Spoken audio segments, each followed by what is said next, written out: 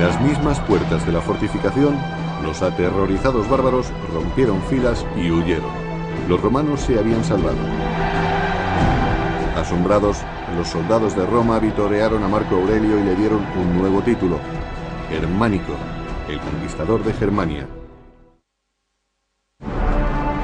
Con mucha perseverancia, disciplina y milagros, según algunos, el emperador Marco Aurelio consiguió ventaja en su lucha por la conquista de Germania.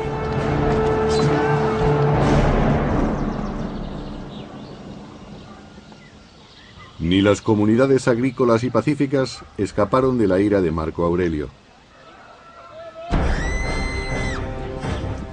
Los romanos hicieron sentir su dominio con el filo de sus espadas.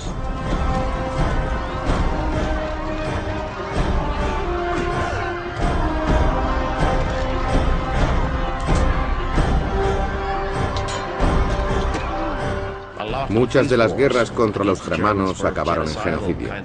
Los romanos atacaban las poblaciones arrasándolo todo y llevándose a mujeres y a niños para venderlos como esclavos. También cortaban la cabeza a los enemigos para obtener recompensas. Los romanos celebraron aquel terrible conflicto erigiendo un gran monumento conmemorando las campañas germanas de Marco Aurelio, la Columna Aureliana. La columna aureliana recordaba una campaña brutal y horrible que el emperador mantuvo para la seguridad del pueblo. Tuvo un coste enorme y no resultó agradable. En las tierras de las tribus germánicas, Marco Aurelio creó dos nuevas provincias romanas, Marcomania y Sarmatia. Pero justo cuando la situación parecía estabilizarse, llegaron noticias alarmantes desde un lugar inesperado, Egipto.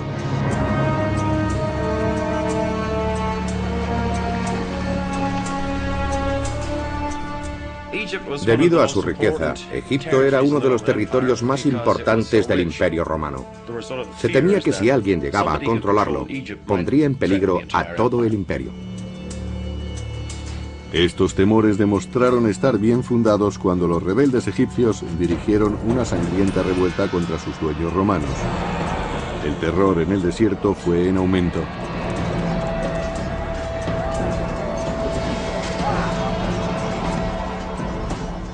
Desde luego se trataba de un asunto grave al que había que atajar rápidamente. Egipto era un gran suministrador de grano al imperio, y quien controlara aquel país podría interrumpir el suministro de alimentos al pueblo de Roma.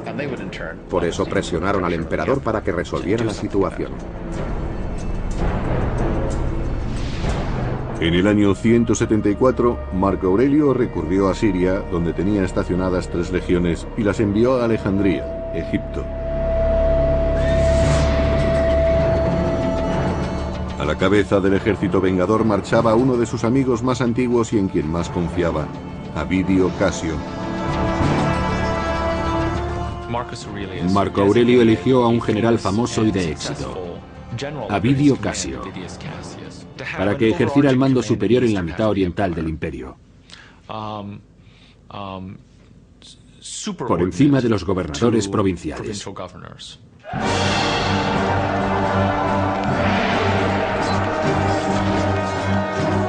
El héroe de la campaña contra los partos no le defraudó. Avidio sofocó rápidamente la rebelión, asegurando Egipto y sus riquezas para el imperio.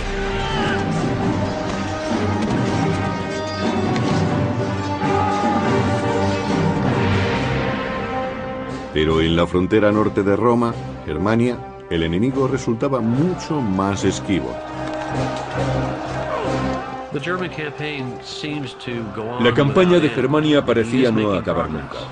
Se conseguían progresos, pero cuando se sometía a una tribu, otra se rebelaba 100 kilómetros río arriba y había que enfrentarse a ella.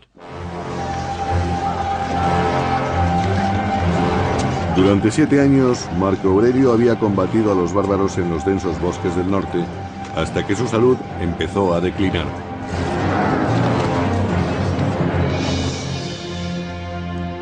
En el año 175 cayó enfermo en la frontera con Germania. Tanto si fue a causa de la peste o de úlceras, su muerte parecía inminente. Su enfermera y esposa Faustina había vivido junto a él durante 20 años y ahora empezaba a preocuparse por su propio futuro. Para las emperatrices o princesas estaba claro el destino que les aguardaba si su hombre moría, caía en desgracia o era depuesto. Su esperanza de vida junto con la de sus hijos se podía contar en minutos. Tenían que asegurarse de que sus maridos estaban bien y contaban con apoyos. Si no era así, debían empezar a pensar en un plan de contingencia. La preocupación tenía sobrecogida a Faustina. ¿Quién la protegería si su marido moría?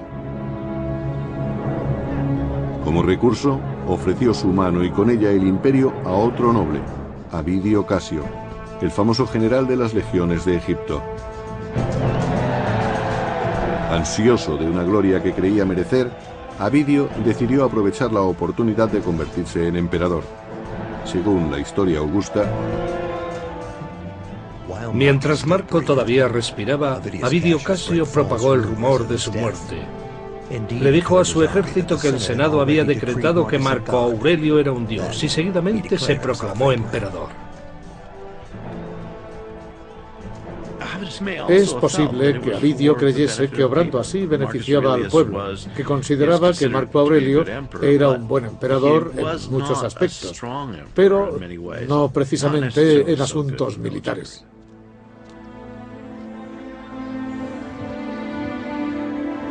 Cuando Avidio reclamaba el trono, Marco Aurelio se recuperó de su enfermedad, lo que provocó una situación imposible entre los dos hombres. ¿Qué hacer entonces? Avidio no podía decir, siento haber reclamado el trono para mí, fue una equivocación, una idea pasajera, ¿por qué no seguimos como siempre? Cuando se ha dado un paso así para ser emperador, siempre se es sospechoso de traición.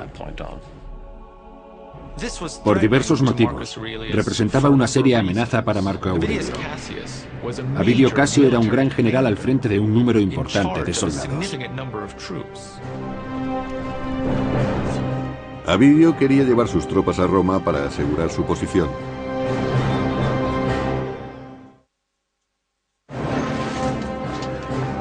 En el año 175 después de Cristo, Marco Aurelio, ocupado en la campaña de Germania, es traicionado por un amigo íntimo, Avidio Casio.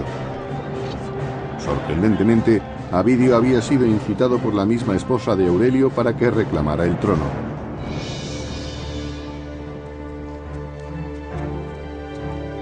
Marco Aurelio tenía que sofocar la rebelión de Avidio y encararse con la traición de su esposa.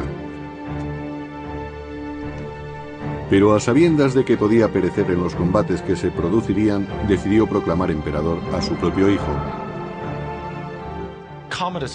Cómodo no tenía entonces la edad suficiente para ostentar el poder del imperio. Pero parece que Marco Aurelio no pensó en nadie más que en su hijo para que le sucediera en el cargo. Mimado durante su infancia, Cómodo tenía que demostrar su aptitud para el mando y su valor como soldado. Aunque era el único hijo de Marco Aurelio, la elección no sería buena para Roma.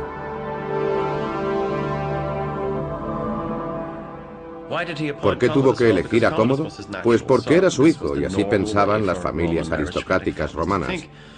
A lo largo de muchas generaciones, la alta clase senatorial y los aristócratas romanos mantuvieron la costumbre de promocionarse a sí mismos. Con el puesto de su hijo asegurado, Marco Aurelio se enfrentó entonces a su mujer, que lo había traicionado ante Avidio Casio. Pero, sorprendentemente, la perdonó. Después de todo, Marco Aurelio no castigó a Faustina. Era un hombre muy inteligente y quizá comprendiera sus motivos después de una conversación íntima. No se divorció de ella, ni la deshonró. Cuando preparaba a sus tropas para marchar contra la legión de su adversario, apareció un mensajero enviado por los soldados de Avidio. Habían destituido al usurpador con el deseo de evitar la venganza del emperador. Conocían muy bien cuál sería el precio de la traición. El procedimiento normal en estos casos era una ronda de denuncias, interrogatorios, torturas, exilios, ejecuciones y suicidios forzados. El mensajero llevaba un siniestro presente. la cabeza de Avidio Casio, el que fuera amigo del emperador. De acuerdo con el historiador Casio Dio, a Marco Aurelio le dolió tanto la muerte de Avidio que no quiso mirar la cabeza de su enemigo.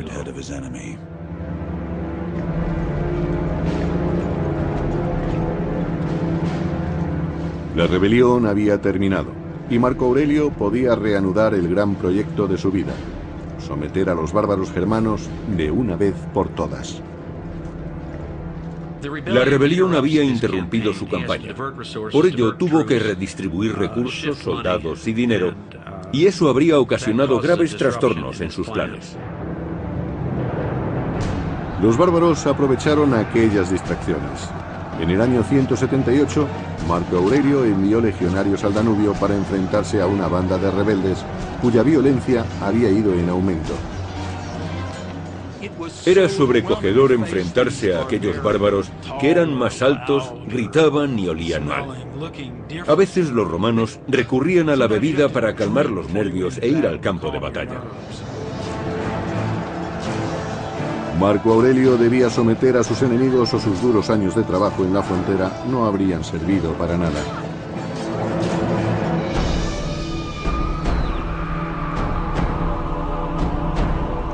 Marco Aurelio, ya envejecido, logró aislar a los cabecillas rebeldes y los mandó matar brutalmente. Creía que con otra campaña más acabaría con el conflicto. Las guerras de Marco Aurelio contra los germanos duraron demasiado tiempo.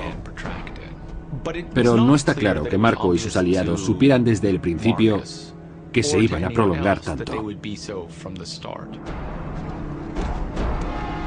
Con 60 años, Marco Aurelio esperaba que su hijo y heredero, Cómodo, continuara luchando contra los germanos, una lucha que le había ocupado casi toda su vida. Marco Aurelio había educado a su hijo y lo había llevado en su campaña, pero era demasiado joven. No creo que Marco Aurelio se diera cuenta de la clase de emperador en que iba a convertirse Cómodo. En su papel de coemperador, Cómodo se mostró perezoso. No manifestó interés por las victorias conseguidas por su padre Marco Aurelio, a diferencia de lo que un hombre habría hecho. Sin embargo, estuvo al lado de su padre, el emperador, cuando éste murió finalmente, debido quizás a la misma peste que había llevado a su hermano a la tumba.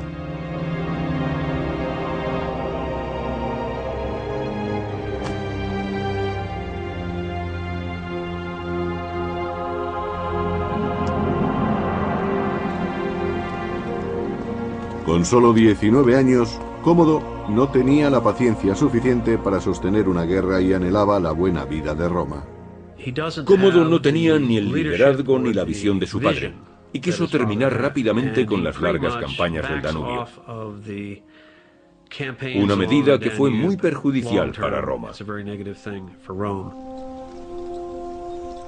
Con tratados frágiles y unas reducidas guarniciones, Cómodo, el nuevo emperador, abandonó Germania, desperdiciando 13 años de sangrienta lucha para regresar a la plácida vida de Roma.